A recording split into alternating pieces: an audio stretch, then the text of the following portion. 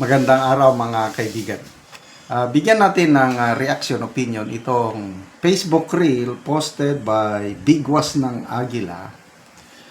Si Senior Associate Justice Marvic Lunen nagsalita na. Makinig ka, SP Soto. Ito, nagsasalita si Justice Lunen among employees ng Ombudsman. Ang ganda yung sinasabi niya na ang loyalty daw ng mga government officials, appointed man or elected, should be the people, hindi yung mga politicians. Huwag nating paboran ang isa. It's either one of the political groups. Hindi tama yan. It should be the people. Sabi niya. Ganun din. Once nga na-appoint tayo, ang ating loyalty, hindi yung appointing authority natin. Loyalty should always be for the people. Wow, galing. Sana lahat ng government officials natin katulad mag-isip, puso't isipan Justice Lunen. Aasin siya tayo, hindi tayo pobre. Pakinggan natin. Medyo mahaba-haba ito. Yes, you also have that feeling. Because once you choose who to prosecute first, sasabihin nila, bakit siya nauna? Hindi ko. So, kinakada nyo yung inukli ninyo. But in reality, you can only do some things initially and then go to the other. And some cases are more difficult to evolve and develop than the other. So, I am confident that you here in the Ombudsman know what I mean. To be appointed allows a modicum of freedom from the current systems.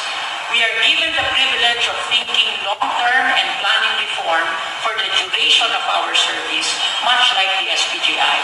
In theory, this unique position releases us, or is supposed to release us from the anchor of short-term politics.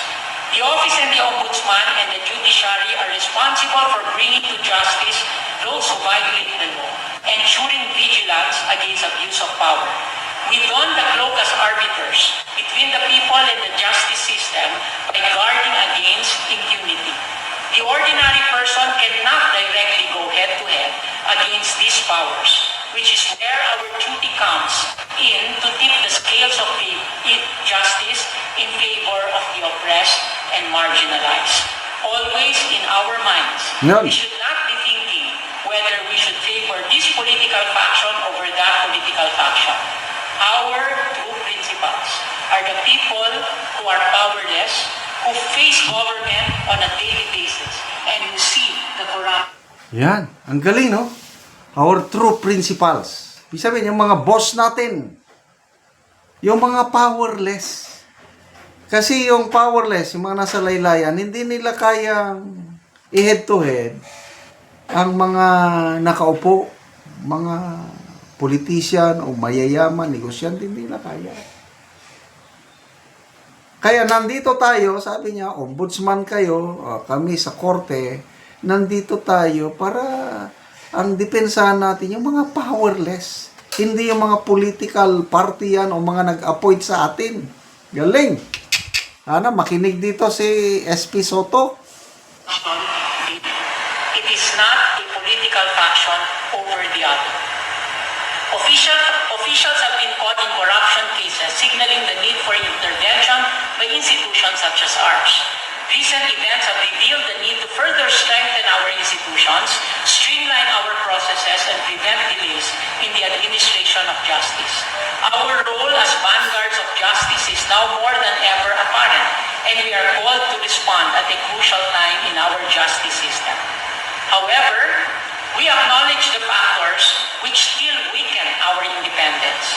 Appointed officers might become beholden to their appointers, fostering a sense of... Yan, appointed officers might become beholden to their appointing authorities. Ombudsman, nandyan siya sa ombudsman, Nakikinig kaya ang Ombudsman Boying Rimulya na sana tama yung sinasabi ni Ombudsman Remulla na hindi siya hawak sa leeg o hindi siya tuta ng presidente.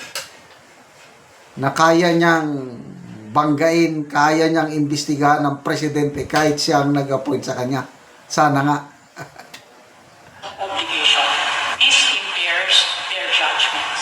I would always say, after you're appointed to by a president, after you're appointed by the person that appointed you, your duty now is no longer to the appointing officer, it is to our people. Yan. Let me just share with you one of the first votes that I cast after having been appointed by President Pinoy was to cast that deciding vote saying that President cannot remove a Deputy Ombudsman. Gonzales versus Executive Secretary. I reached the court, 7-7 sila. And I think they were thinking I would vote in favor of the administration that appointed me. That was one of my first votes, to vote against the administration for me. By the way, that case is also still very relevant to Gonzales. Wow! Grabe, oh. Unang boto niya as Supreme Court Justice. He went against the administration ni Pangulong Aquino na nag-appoint sa kanya. Kung ganyan lahat ang ating mga opisyalis ba, judiciary man yan, legislative man, executive, ang iniisip yung tao. Wow, malayo ang ating mararating. Kaya lang, napakasakit, Kuya Eddie. Kasi ang nangyayari sa atin yan is political patronage. Utang na loob sa mga politiko. Utang na loob sa nag-appoint sa kanila. Kaya, ito ngayon, nalulugmok tayo sa kahirapan. Sa sobrang pamumulitiko. Sino ba yung nagsasabi? Nga nagpapahirap sa bayan, mga politiko. May ganong nagsasabi. Hindi naman lahat. Puera de los Buenos. Kaya lang, kung tignan mo ang nangyayari ngayon, ang mga yumayaman, mga politiko, kaya ang mga, ayun, sige lang, bigay ng ayuda. Para hindi umasenso ang taong bayan. Para ang mga pobre, palagi lang aasa sa mga politiko. So, salamat po, Justice Lunen. Sana mapakinggan ng mga opisyalis sa gobyerno ang inyong lecture. Maraming salamat sa inyong pagsubaybay sa ating channel. Nakakatulong kayo ng malaki sa tribong Talamdig ng Bukidnon dahil ang income natin sa channel na ito is pantulong po sa tribo. Namimigay tayo ng libreng yero at pako para makapagpatayo sila ng mas maayos na tirahan. Panoorin ninyo ang video na ito. Karon mo na ni ang atop sa matabangan na mo ugero nga mga karaan na gid kayo ang ilang atop. So kuan na gid na nay mga buslot og tuluan na pod ni og muulan. So ila lang gani gibutangan na lang og habol para nga kung muulan dili kayo sila matuluan.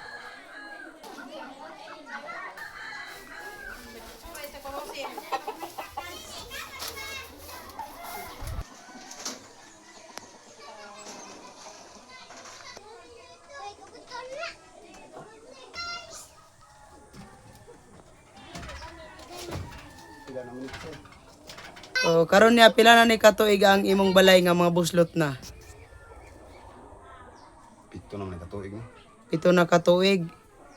So dugay-dugay na gyud. Oo, so unsay kuan ngano man niya sa pito na katuig wala mo nakapalit og yero para lang nga mapulian ang inyong atop. Oh, tungod gid sa kalisod. Tungod sa kalisod, Gamo sa rabi ta. Gamo. Adlaw ra og 200 ang adlaw kag. 200 ang adlaw. So kuan lang gyud dito lang gyud sa pagkaon lang mataman. Pagkaon. Oo. So naa kay kuan niya kanang estudyante nga naga-eskwela pa karon. Na Naa. So pila ka buok imong estudyante? upat. Upat. So kulangon pa gid ang tag 200 nga adlawan nimo. Ulang gyud. Oo, so walay na budget para sa yero. Wala gyud. Oo. No nga gitawangan ko ninyo. Oo. Nakatupra gid ko sa akong sinya. Pila na katuig. Oo. Salamat po sa nagtabang sa kuha. Oo, lagi. Nga dili na kaya maulanan. Di na gyud. Asa man imong asawa karon niya? Naglakaw man. Naglakaw siya. So ikaw lang ang naakaron sa balay. So salamat kayo.